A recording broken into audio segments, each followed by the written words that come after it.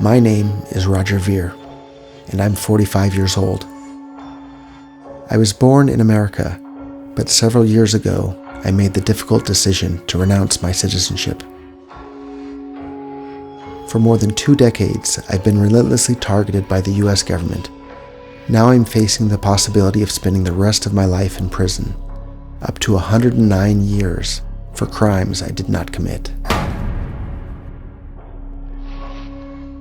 This is my story.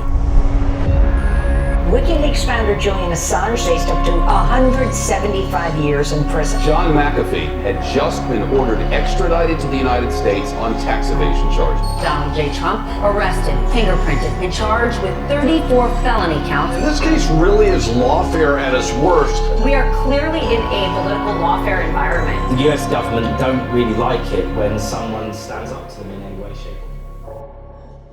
Lawfare isn't new. Lawfare has been happening for decades. At the time that the war against Roger began 25 years ago, he was one of the only ones, and very few Americans were aware this was happening.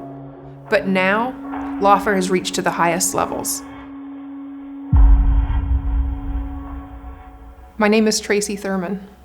It's a little hard to describe what I do. I come in on cases where people are facing lawfare, and I do everything I can to help them.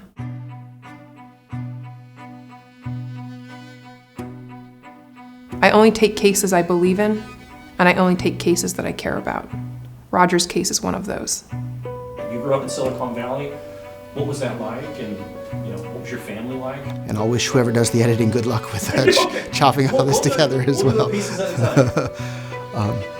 So I grew up in Silicon Valley, and as a teenager I ran one of the most popular BBSs, that stands for Bulletin Board System, which was kind of the internet before the internet.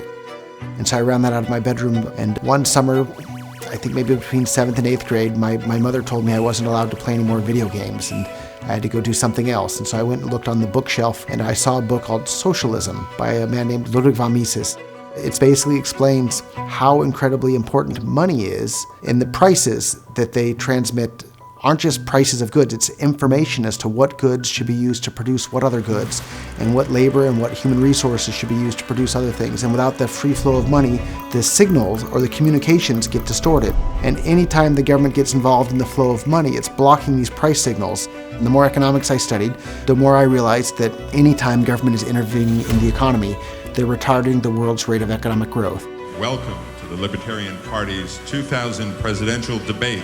I wanted to tell people about these ideas. And so one of the ways that I thought would be efficient to tell more people around the world about the benefits of free markets and entrepreneurship and getting the government out of the way of the economy was to run for political office as a libertarian in the United States. Each candidate is going to be given 5 minutes. I got to have numerous debates and meet lots of interesting people, but it was in one debate in particular at San Jose State University where I was debating the Republican and Democratic candidates, and unbeknownst to me at the time, in the audience were some ATF agents.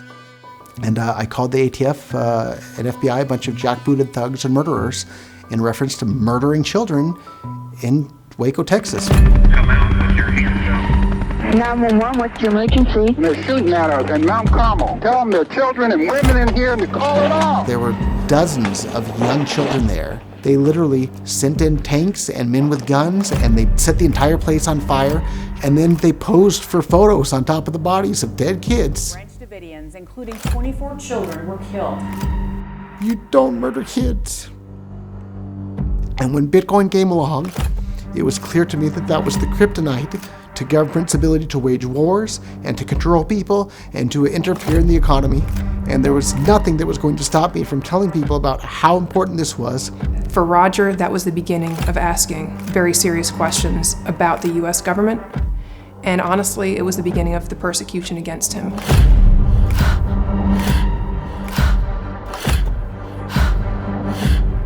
Before crypto, I'd been involved in e-commerce, and I was selling mainly computer memory on the internet. And I was also selling a product called a Pest Control Report 2000, which was basically a firecracker that farmers would use to scare birds away out of their cornfield.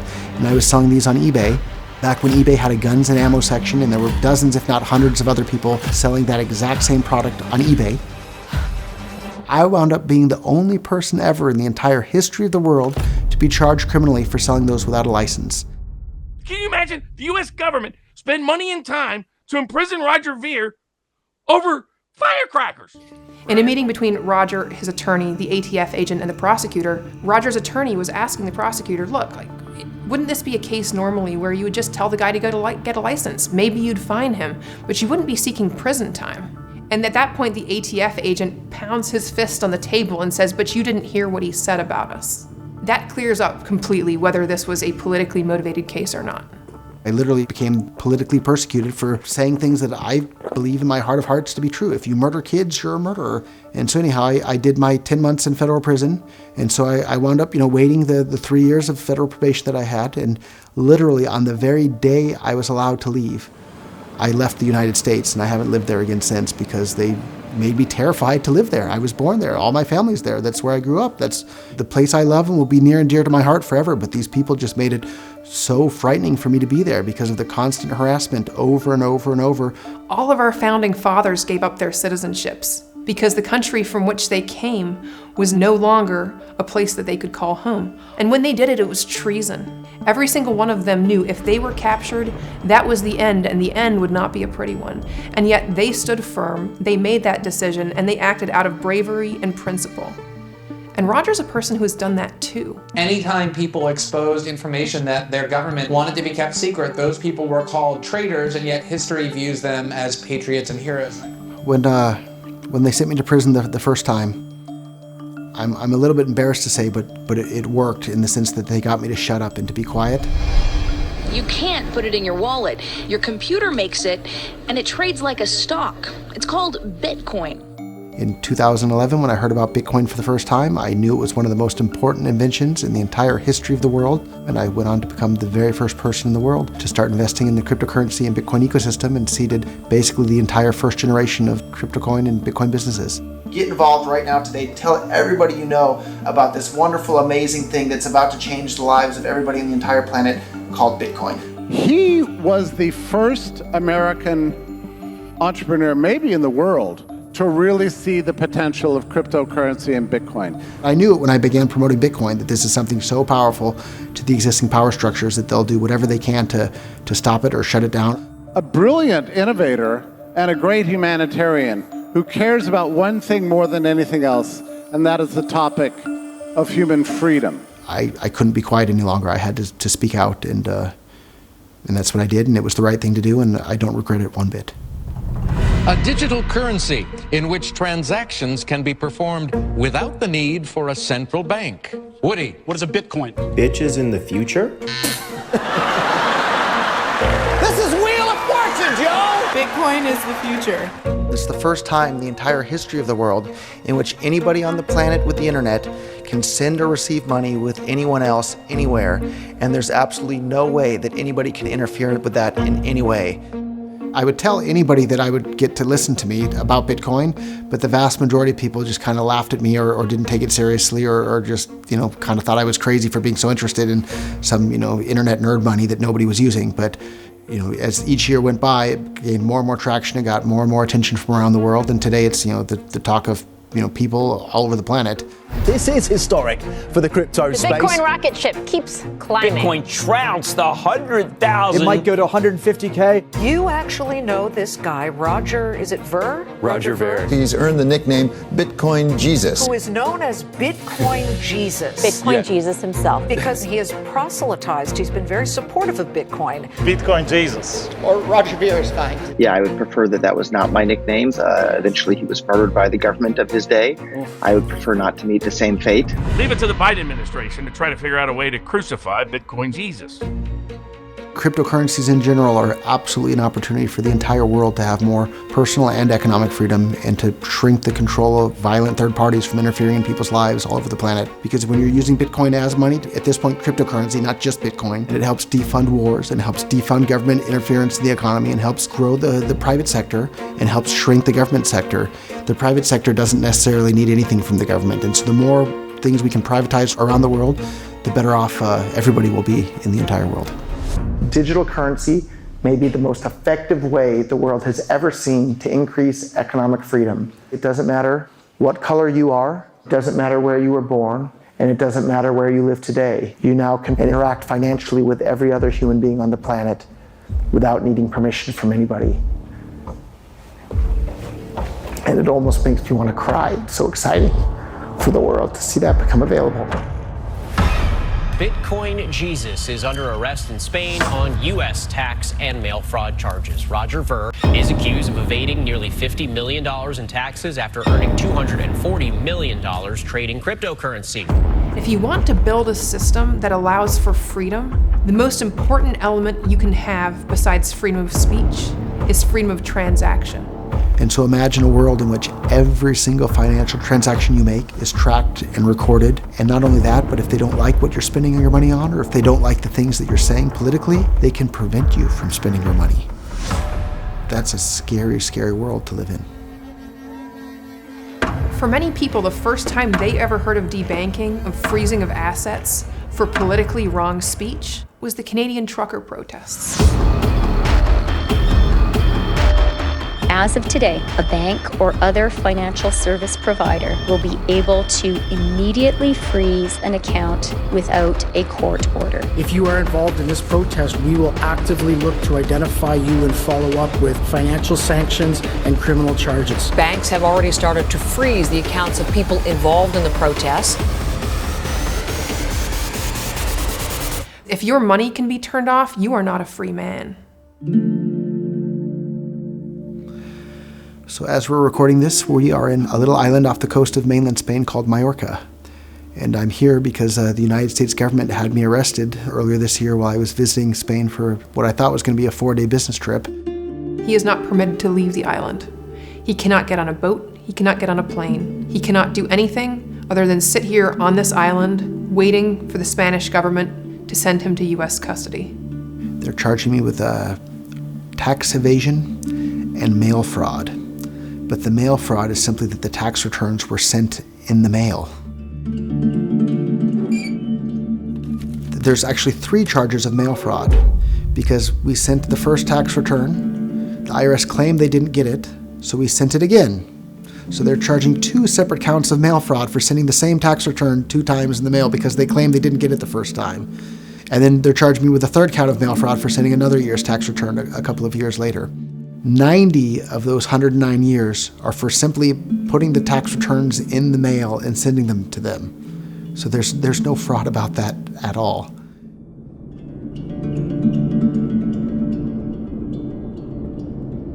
So as I was pulling up to my house this morning after running some errands, the Spanish SWAT team had the street basically blocked off, and it really spooked me. But either they weren't looking for me or somehow I got away. But we're gonna drive by again and see if they're still there. Well, they're gone now. They were all right here. Thankfully, they don't seem to have been there for me. So another day with a bit more freedom, although we'll have to go to the courthouse here shortly for my once every 2-day check-in to make sure that to prove to them that I didn't run away. One day there will be a knock at his door, and at that moment he will be experiencing potentially the last moments of freedom he will have for the rest of his life. That's a terrible burden to live under, that at every moment you don't know, is this my last moment of freedom? I think the way I look at it is that the worst that can happen is they kill me. Then it's no longer my problem, right? So, of course, I'll put this on the record. I am in no way, shape, or form suicidal in any way, and I would never ever do anything like suicide by cop or anything like that ever. So if I wind up dead by any sort of mysterious circumstances, 1000% sure I did not take my own life in any way, shape, or form. I would absolutely never do that, ever. John McAfee found dead today in a prison cell in Spain. The founder of the antivirus software that bears his name had just been ordered extradited to the United States on tax evasion charges. After failing to report income made from promoting cryptocurrencies. And the widow of technology entrepreneur John McAfee says she does not accept claims that her late husband died by suicide. Janice McAfee said in a Twitter post on Sunday, quote, "The U.S. authorities are determined to have John die in prison to make an example of him for speaking out against the corruption within their government agencies." Claiming the U.S. government wanted to silence him over challenges to the dollar as the world's reserve currency. In April of 2024, Roger came to Spain for what he thought would be 4 days for a conference. Instead, he's been here ever since. He was arrested and thrown into the same prison where John McAfee died. He was in that prison for 3.5 weeks until he was granted bail against the wishes of the United States. And then when he was granted bail, he was sent to the island of Majorca. Every 2 days, he has to go to the court and check in to prove that he is still here. He's waiting to know, will he be back in the US as a free man? Or will he be back in the US in shackles? At the time I renounced my U.S. citizenship and expatriated, there were absolutely no rules or guidance whatsoever from the IRS as to how to pay taxes on Bitcoin. But I told my professionals and my attorneys and tax accountants that I knew I was a target for government persecution and that we had to make sure everything was done perfect. He says to his attorneys, I know the IRS is likely to audit me. I need this to be done perfectly. I need every T crossed, I need every I dotted. I had my accountants, I had the tax attorneys, and then I hired additional former federal prosecutors to check all the work down. So I had like 3 separate layers of people checking people's work all the way down to make sure everything was perfect in regards to that. The irony of Roger's case is that the government paints him as a person who's evading his taxes. But the evidence when you read the actual filings, when you read the actual emails between him and his attorneys, shows a man who is doing his absolute best to comply at every turn. This isn't about taxes, this isn't about money. This is about trying to suppress people from spreading American ideals to the world through the use of cryptocurrency. Roger Ver is a world-famous crypto pioneer. He is being charged by the United States on extremely dubious grounds, somewhat similar to the way John McAfee, also in Spain, a crypto pioneer, was arrested at the request of American law enforcement. So they're using the tax system as a form of lawfare. As an example, to the rest of the Bitcoin and cryptocurrency world, don't you dare innovate. Again, his name is Roger Ver. We've started a petition on his behalf. You can sign it. That'll help. freerogernow.org.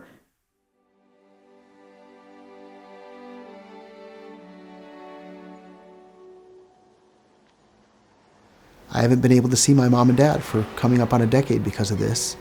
And every day I wonder if I'm ever going to get to see them again before the day they die or before the day I die. One of the things that I want most in life is to spend time with I haven't seen my parents for a long, long time. The framers of our country were wise men. Men who understood that throughout human history, power tends to corrupt, and it tends to corrupt absolutely. And that with each generation, there would have to be people who were willing to risk all to protect freedom and risk everything in order to express that view once more. Roger was one of those people, and he's paid the price for doing so.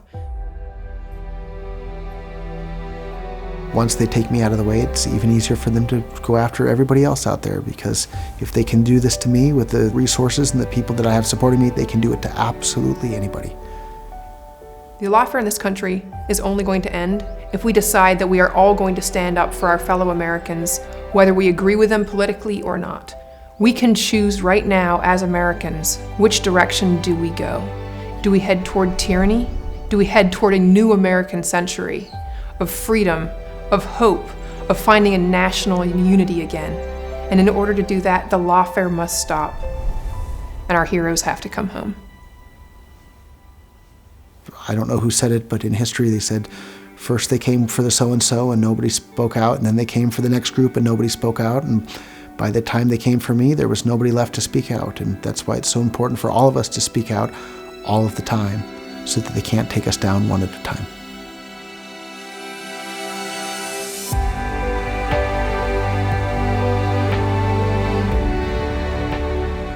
It was Ronald Reagan who said, "Freedom is never more than one generation away from extinction." We didn't pass it to our children in the bloodstream. It must be fought for, protected, and handed on for them to do the same. My name is Roger Ver. This is my story. I hope to God it never becomes yours.